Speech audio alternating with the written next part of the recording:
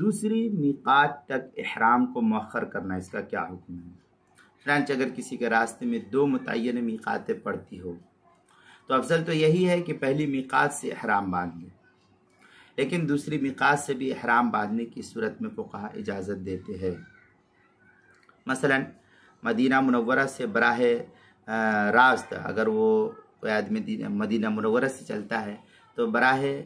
بدر، جو بدر کا راستہ ہے مکہ معظمہ جانے والا شخص، اگر ذوالحلیفہ کے بجائے مقام جحفہ جس کو رابغ کہا جاتا ہے، یہاں سے جحفہ سے رابغ سے احرام باندھے تو اس پر کوئی دم وغیرہ اس صورت میں واجب نہیں ہوگا۔ چنانچہ مناسک کبیر کے اندر والمدری ومن بمعناه ان جاوز وقت ای تجاوز عن میقات المعروف بذی الحلیفہ غیر محرم الى جحفہ کریہ وفاقا، یہ مناسک کبیر صفحہ 81، اسی کے ہم مثل عبارت در مختار شامی جو زکریہ بک ڈپو دیوبند کا ہندو نسخہ اس کی تیسری جلد صفحہ 480، البحر الرائق جو زکریہ بک ڈپو دیوبند کا ہندو نسخہ اس کی دوسری جلد صفحہ 556، فتاوی ہندیہ پہلی جلد صفحہ 253، کتاب المسائل اس کی